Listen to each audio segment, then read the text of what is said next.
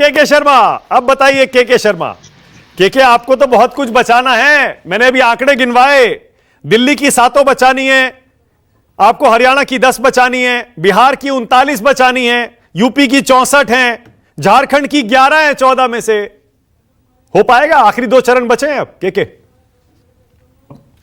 मुझे आश्चर्य है मानक जी, 2014 के बाद 2019 में आप लोग यही पूछते थे।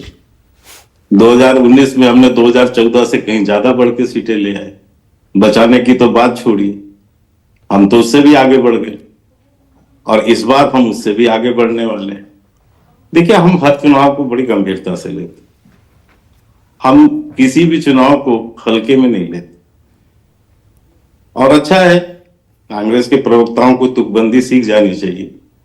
तुकबंदी करेंगे तभी आगे का भविष्य है, बाकी तो कुछ बचा नहीं। अच्छा खासा तुकबंदी मैंने सुने 2-3, तो अब तुकबंदी का ही थी।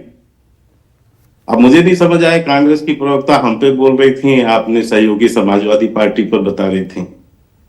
टोटी का चर्चा किसके संदर्भ में है ये आप चल हो जा शुरू। केसरिया से मन जोगी हुआ रे, दिल झूमे देखो पतवारा हुआ रे, दिल झूमे देखो पतवारा हुआ रे। हर पल मनाओ केसरी त्योहार। विमल, बोलो जुबान केसरी।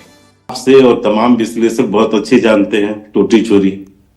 वो टोटी की बात कर रही थी, वो भैंस की बात कर रही थी, तो ये भी आपको पता है कि किसकी भैंस खोई थी।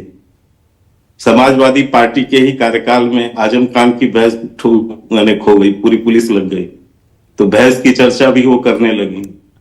तो ये समाजवादी को आईना दिखा रही, और यह स्थिति भी सही है। इन गठबंधन में घमासान भी आपस में ही है, ये और हमसे नहीं लड़ रहे हैं, हमसे लड़ने की तो क्षमता ही नहीं है। ये आपस में एक वोट बैंक के लिए लड़ रहे हैं कि कहीं ये वोट बैंक इधर न चला जाए, कभी वोट बैंक इधर न चला। संविधान बचाने और लोकतंत्र की बात करने वाले, लोकतंत्र बचाने वाले आज खुलेआम राहुल गांधी कह रहे हैं कि हम तो 50% आरक्षण से ऊपर चले जाएंगे, हम तो बढ़ा देंगे। तो कैसे बढ़ाएंगे आप? संविधान संशोधन करेंगे, लोग जैसा आपने इमरजेंसी के समय किया वही करेंगे, तभी आप कर सकते हैं। हम पे कहते हैं संविधान संशोधन की बात, और खुद दावा कर रहे हैं मुस्लिम आरक्षण देंगे, ये भी बात यही कर रहे हैं, धर्म के आधार पर आरक्षण देंगे। तो किसका आप कोटा काटेंगे? तो आप ओबीसी का ही काटेंगे। कल हाईकोर्ट का फैसला आया है पश्चिम बंगाल में, और बड़ी स्पष्टता से उन्होंने कहा है 2010 के बाद के सारे जो आरक्षण के है उसकी समीक्षा करने की बात की है, उसको समाप्त करने की बात की। ओबीसी के आरक्षण में मुसलमानों को चोरी से इन्होंने आरक्षण दिया धर्म के आधार। ये सारे देश के सामने आ गया इनका चेहरा। क्या हाल इन्होंने आंध्रा में किया था, क्या प्रयोग इन्होंने कर्नाटका में किया था, वो भी सबको पास पता है। तो ये चोर दरवाजे से धर्म के आधार पर आरक्षण देने की बात है, और संविधान को बदलने की बात है। तो संविधान कौन बदलेगा, ये भी स्पष्ट है। मैं इतना ही केवल कहना चाहता, ये तोता छाप भविष्यवक्ता से, भविष्यवाणी से कुछ नहीं होता है। जमीन धरातल पे आना पड़ता है, धरातल पे। मैं अपनी बहन का दर्द समझ सकता हूँ, कन्हैया कुमार से ज्यादा अच्छी कैंडिडेट हो सकती थी। लेकिन समस्या बड़ी विकट है। वो कन्हैया कुमार जो आके कह रहे थे कि डूबती हुई, जब ज्वाइन किया तो उन्होंने कहा कांग्रेस 138 साल पुरानी पार्टी डूबती हुई जहाज है, मैं उस जहाज को बचाने आया हूं। और आज वो जो है कैंडिडेट हो गए। वैसे भी कांग्रेस में कुछ बचा नहीं। कांग्रेस में तो यदि मैं आज कहूं, एक मिनट के लोकसभा आज आपको बड़ी हमदर्दी आ रही है रागिनी नायक से, कहीं रागिनी नायक से बड़ी हमदर्दी आ रही है? कहीं ऐसा तो नहीं 3-4 प्रवक्ता तोड़ने के बाद अब बीजेपी के टारगेट पर अगला नाम रागिनी नायक का है? नहीं, हम किसी को नहीं तोड़ रहे। बहुत से लोग लाइन में हैं, हमें पता है। अच्छा। बहुत से लोग, हम किसी को तोड़ के लाएंगे? अच्छा। लोग अपनी बात कह के आ रहे हैं, और केवल प्रवक्ता क्यों टूट रहे हैं, इनके तो नेता भी टूट रहे हैं। वही तो मैं कहने जा रहा था आपसे। हाँ। कि जो लोग राज्यसभा में बच गए हैं, जिनका 5 साल सुरक्षित नजर आ रहा है, वही राज्यसभा में है, वही नेता कांग्रेस में बचे हैं। लोकसभा में कौन बचा है? लोकसभा में कोई, यदि मैं 2-3 नाम बोलूं उसके ज्यादा चौथा नाम नहीं गिना पाएंगे लोकसभा में। सोनिया गांधी थी, वो रिटायर हो गई, वो राज्यसभा में पिछले दरवाजे से चली गई। एक अधीर रंजन चौधरी, आए दिन उनकी हालात आप देख रहे हैं, कब पार्टी से बाहर हो जाए पता नहीं। एक मनीष तिवारी, एक शशि थरूर, इसके बाद कोई नाम गिना सकते अरे हैं? 4 जून तक का इंतजार तो कर लीजिए। आप तो अभी से देखिए कांग्रेस की ये बुरी हालत के उदाहरण देने लगे। वो तो नतीजा तय करेगा ना कि कौन से पार्टी की कितनी बुरी हालत है। नतीजा तो आने दीजिए। 2019 में क्या हालत थी? हाँ। अच्छी हालत थी। इस उत्तर प्रदेश में 80 सीटों में 1 सीट रायबरेली थी, राहुल गांधी भी हार गए। तो कौन सी आप बहुत अच्छी सी स्थिति मानते हैं कांग्रेस की कि 2014 में बहुत अच्छी थी, 2019 में बहुत अच्छी? ओके, अब मेरा सवाल तो सुनिए। आप आपने क्या कहा ये आशा तोता लेके छाप बैठे? भविष्यवाणी। सुनिए, अरे आप ही के नेता हाँ? सारे कह रहे हैं ना 400 पार, 400 पार, और 400 के पार। शर्मा दोनों ने बात की है, तो हाँ। मुझे एक रागिनी, रिबेटल का सेकंड, मौका one second, one दीजिए। second। नहीं, मैंने क्या आपने कहा बहुत देर तोता आपने छाप, बुलवाया, तोता मुझे छाप बोलने दीजिए। सारे दावे करते हैं। आपकी पार्टी के नेता भी तो दावे करते हैं। वो भी तोता छाप हो गया क्या? फिर बताइए। नहीं, हमने चुनाव के पूर्व से ही अपनी स्थिति पहले ही लक्ष्य तय कर लिया।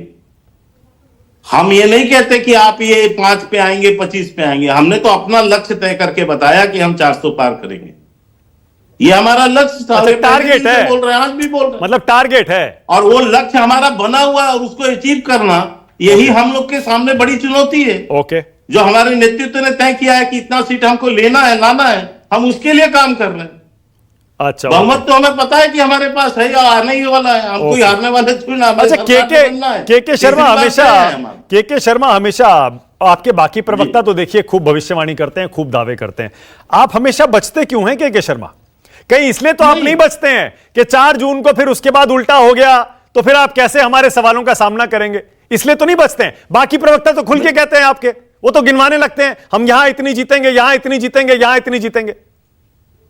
ऐसा है मानक जी, हम कहां बचते हैं? मैं तो आपके सामने स्पष्टता से पहले दिन से कह रहा हूं कि हम 400 पार करेंगे। एनडीए 400 से ज्यादा सीटें लेकर आएगी। इस बात को तो मैंने अभी भी कहा। तो बताइए दिल्ली में कितनी जीत रहे हैं, बताइए फिर। दिल्ली में तो स्पष्ट है, 7 के 7 7। ठीक है, हरियाणा बताइए। हरियाणा भी स्पष्ट है, 10 की 10। हरियाणा में कौन लड़ रहा है हमारे 10 की 10 बता तो दो आप। ओके, 10 की 10। कौन है हरियाणा में लड़ने वाला? ठीक है, बिहार बताइए। बिहार इस बार हम पूरा 40 सीट जीतेंगे। 40, पूरा 40। पूरा ओके। 40। यूपी बताइए। उत्तर प्रदेश। जैसे आरजेडी का खाता नहीं खुला था, वैसे इस बार भी खाता ओके, यूपी बताइए। यूपी